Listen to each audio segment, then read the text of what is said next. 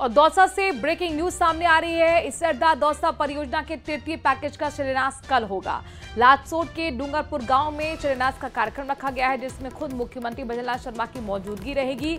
और इस शिलान्यास समारोह में मुख्यमंत्री शिरकत करने के लिए पहुंचे, जहां पर लालसोट शहर और 302 गांव को पेयजल की बड़ी सौगात मिलने वाली है।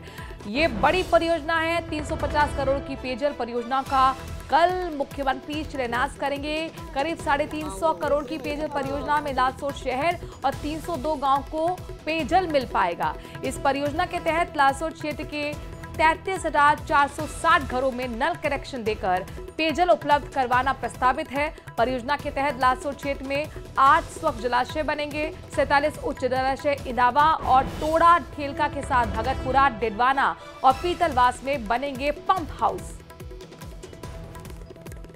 तो मुख्यमंत्री के दौरे को देखते हुए तैयारियां भी तेज हो गई हैं, लेकिन कल दौसा के लोगों के लिए, उसके आसपास के शहर, आसपास के जिले, जो छोटे कस्बे हैं या फिर गांव हैं, एक बड़ा दिन कहा जा सकता है। चूंकि एक पेयजल परियोजना 350 करोड़ की ये परियोजना, जिससे माना जा रहा है कि इस इलाके को काफी फायदा मिलने वाला है।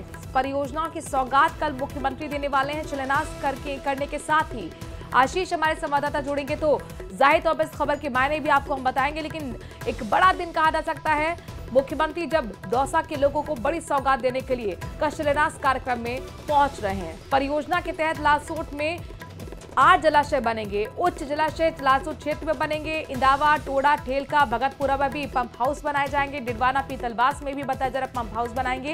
ये बहुत बड़ी परियोजना है। 350 करोड़ की ये पेयजल परियोजना है, जो कि दौसा के लिए, उसके विकास के लिए, आम लोगों के हित के लिए काफी महत्वपूर्ण है। आशीष का हम रुख कर लेते हैं। आशीष, कितने बजे शिलान्यास कार्यक्रम होगा? मुख्यमंत्री के पहुंचने का क्या कुछ कार्यक्रम रहेगा? और रैली के में भीड़ जुटे, इसके लिए क्या तैयारियां हैं? कौन कौन से बड़े नेता भी उनके साथ मौजूद रहने वाले हैं? बिल्कुल, कल मुख्यमंत्री भजनलाल शर्मा लालसोट विधानसभा क्षेत्र के डूंगरपुर गांव में आएंगे और यहां पर किसान सम्मेलन व इसरदा दौसा पेयजल परियोजना के तृतीय फेज का ये शिलान्यास कार्यक्रम आयोजित किया जाएगा। इसको लेकर आज व्यापक स्तर पर तैयारियां की जा रही है। खुद दौसा के कलेक्टर देवेंद्र कुमार, एसपी सागर राणा व्यवस्थाओं का जायजा ले रहे हैं। साथ ही स्थानीय विधायक रामविलास मीणा भी मौजूद हैं। करीब ये जो पूरी परियोजना है, करीब 350 करोड़ रुपए की परियोजना है और लालसोट क्षेत्र के 302 गांव में हर घर पे नल पहुंचाने की इस परियोजना में प्रस्तावित है। करीब 33,460 घरों में नल पहुंचाए जाएंगे इस परियोजना के माध्यम से। इसकी पूरी तैयारी कर ली गई है और इसके लिए इंदावा, टोड़ा, ठेकला, भगवतपुरा, डिडवाना, पीतलवास यहाँ पर पंप हाउस बनेंगे। साथ ही 47 उच्च जलाशय बनेंगे और 8 स्वच्छ जलाशय बनेंगे।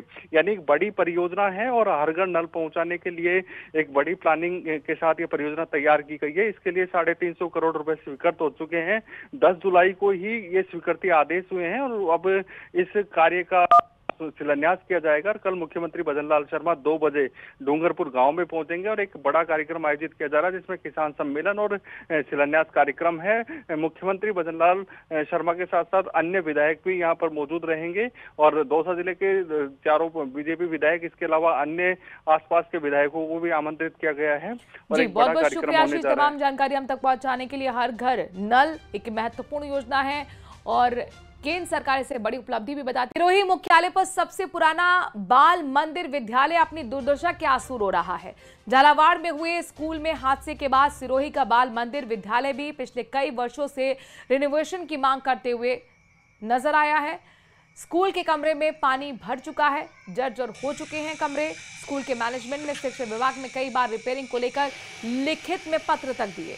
मॉनसून में हर बार कमरे दरार में यहां पर देखे जाते हैं, यानी कि उनमें दरार आ जाती है। पिलर हो या फिर कक्षा के कमरे, हजारों लीटर पानी यहां पर भरा रहता है। मोटर की सहायता से हर बार इसे बाहर निकालना पड़ता है। शिक्षा विभाग ने अभी तक रिपेयरिंग का काम शुरू नहीं करवाया है।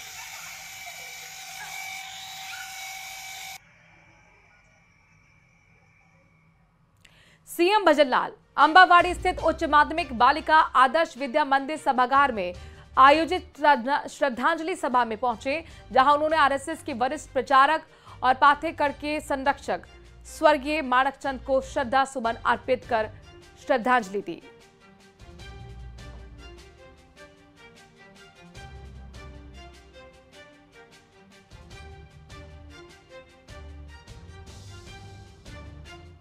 उप मुख्यमंत्री दिया कुमारी ने मेड़ता पहुंच भगवान चारभुजानाथ के दर्शन किए हैं। भक्ति और शक्ति का प्रतीक रहे इस मंदिर में पहुंचते ही उप मुख्यमंत्री पर भक्ति का ऐसा असर नजर आया कि महिलाओं के बीच पहुंच भक्ति रस में झूमने पर मजबूर हो गई। उन्होंने अपने संबोधन में केंद्र और राज्य सरकार की योजनाओं की जानकारी देते हुए कहा कि सरकार किसान और युवाओं के लिए रोजगार रोकथाम के लिए कई योजनाओं पर एक साथ काम कर रही है।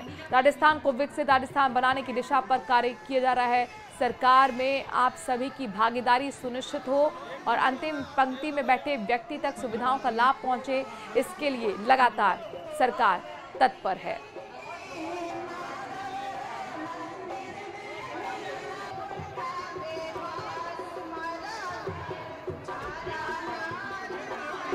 देखिए, सौगात तो मैं यही कहना चाहूँगी कि बहुत सारी सौगातें तो वैसे भी हमारे दोनों ही बजट्स में इस क्षेत्र को दी गई हैं। बहुत सारी सड़कें सैंक्शनड हैं। हमारी जो वीरा स्मारक है वहाँ पर भी उसकी DPR बन रही है और वहाँ पर अच्छा काम और केंद्र सरकार से प्रयास करेंगे कि उनकी किसी योजना के अंतर्गत यहाँ पर एक अच्छा बड़ा बजट मिले ताकि एक बहुत भव्य स्मारक यहाँ डेवलप हो सके। और उसके अलावा भी कुछ बातें अभी मैंने अपने तीनों विभागों की बैठक ली है, उसमें बहुत सारी इश्यूज सामने आए, उनका तुरंत समाधान निकालें और जल्द से जल्द काम हो, अच्छा काम हो, क्वालिटी वर्क हो, उस पर हम लोग पूरी तरह से ध्यान देने वाले हैं। केकड़ी के सावर में शनिवार को लोक देवता वीर तेजाजी महाराज का धूमधाम से बिंदौरी और धुपेड़ा निकाला गया। श्रद्धा और भक्ति से ओतप्रोत तेजा भक्तों ने परंपरागत वेशभूषा और ढोल नगाड़ों के साथ भाग लिया। बिंदौरी के दौरान तेजाजी महाराज की जय घोष से समूचा वातावरण भक्तिमय हो गया। इसी क्रम में सुरसुरा वीर तेजाजी महाराज की तीसरी डाक यात्रा अमरवासी से आज रवाना हुई। यात्रा के दौरान सवार में भक्तों के लिए जलपान की व्यवस्था भी की गई।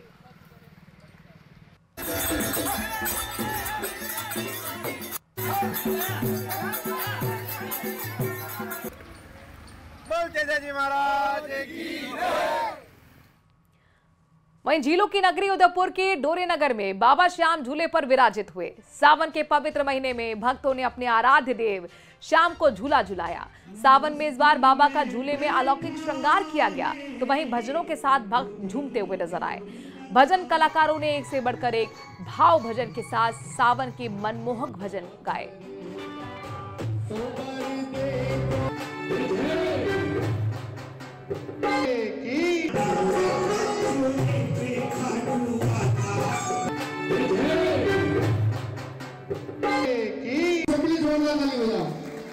हम इतना तो सहयोग कर सकते हैं।